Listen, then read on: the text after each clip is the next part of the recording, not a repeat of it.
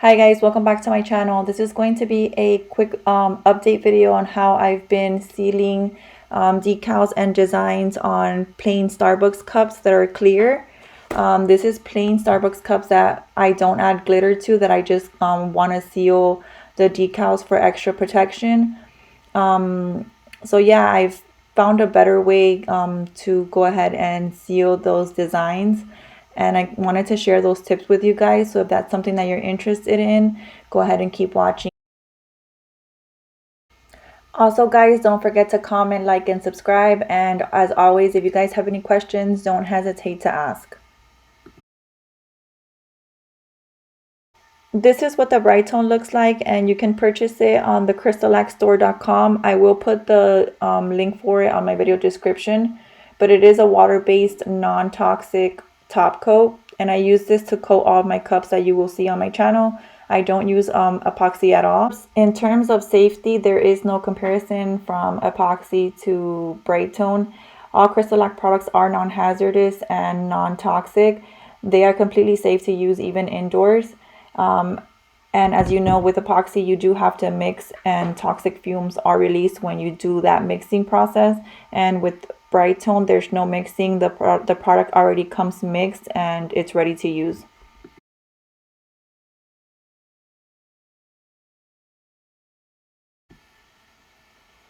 So here's my cup already on the spinner. This cup here does already have 5 coats of Brite tone, and it is going to need a couple more since this stitch is a multi-layer decal. And I did do a spot on sand on this cup since it did have some lint that kind of dried on there while in the drying process. So if you do see some dull spots, that's from the sanding that I did.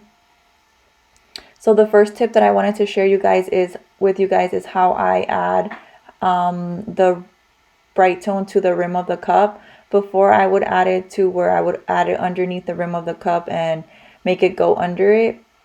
That would cause it to, if I would add too much, it would cause it to kind of bubble under there. Since the cup is just spinning, the Brite tone has nowhere else to go, since that part of the cup does kind of curve in. So what I would do before is I would kind of clean it off with a paintbrush after each coat. But what I do now is I just add it to right underneath the rim. And you'll see right now, I'm going to bring the spinner up close to the camera so you guys can see. I kind of just add it to right under the rim. And you can kind of see here, I don't know if the camera picks it up, but you can see where the gloss stops. It stops right under the rim of the cup. And you can do this by just basically putting your finger right underneath the rim. And the rim of the cup obviously stops your finger from going any further in. So you just kind of place your finger right there and allow, you just let your finger glide on the cup while it's spinning. And it kind of creates a line there for you. Instead of making it go all the way in, you just basically making a line right under the rim. And then here, if you do happen to get some on the rim of the cup, you can just basically get a baby wipe, any kind of wipe that you might have. These here that I use are just fragrance-free baby wipes, and you just kind of clean off the rim while your cup is spinning, and that should get any Brite tone off. And you want to do this right after your coat, that way it doesn't dry off and start curing. So another tip is that I started just adding the Brite tone up until this line right here on the cups. I stop the Brite tone right there, and I don't add it to the bottom of the cup. Before, I would just go ahead and coat the entire bottom too. And I feel that when you do that, since the purpose of these cups are for you to drink out of, I feel like every time you place down the cup, that even if you're just gently placing it down, I feel that causes the Brite tone to lift, since you are constantly drinking and putting it down, drinking and putting it down. That causes the cup to lift. This is an old cup that I coated. I have this cup in one of my old videos. But as you can see, you can tell I've used this cup already a couple times, and you can tell that there is some lifting with the Brite tone, and that's just from, you know, everyday daily use. I don't know if the camera picks up the where it's been lifting, but you can kind of tell. And the bottom of these Starbucks cups do have some wording down there, so I feel like right on the wording also, I feel like it starts to lift there. The Brite tone starts to lift. So I turned off the lights to see if maybe you can see, but I don't know if the camera picks it up, but it does start to lift a little bit in certain spots of the cup, since, you know, you're picking it up and putting it down constantly. So what I did is I just started adding it to that line there, and then did the same thing with the bottom of the cup with the baby wipe. If I do happen to get some on that bottom part, I do end up cleaning it off, and you'll see how I coat the cup right now. I'm gonna start coating it.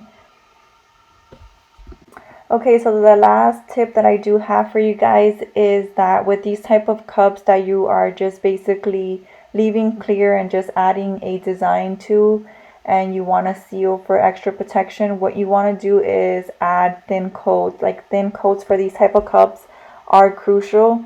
If you do add glitter, like the cup that's on the right, you can get away with adding thicker coats. But with these cups that you leave clear, you do want to stick to thin coats.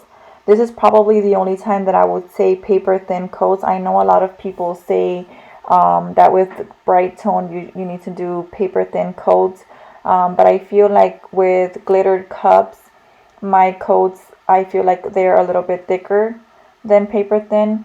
But with these type of cups that you are just sealing a design, you do want to stick to paper thin.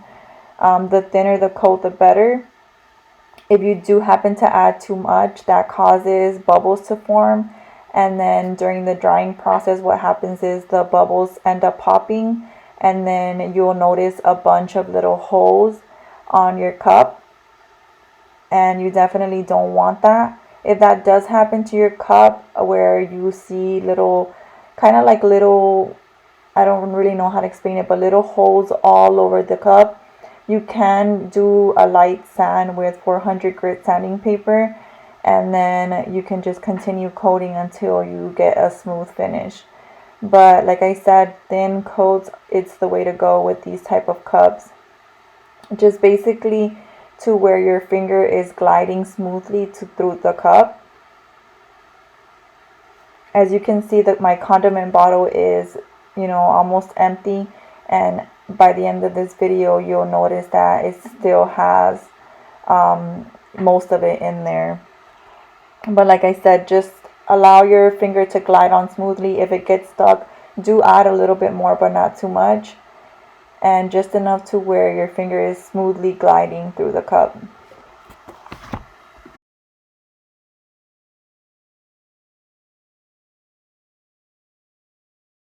Remember guys, this video here is just for cups that you only add a design to and they stay clear, like the background stays clear.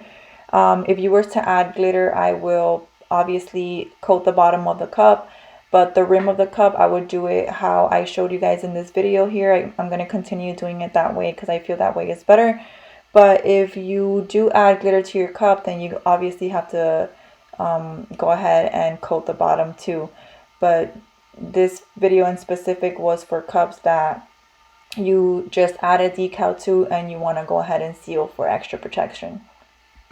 So that's pretty much it for this video, guys. These are just a couple tips that I've learned along the way while using Brite tone. I hope you guys enjoyed this video. Don't forget to give it a like and comment if you guys have any questions. Thank you so much for watching.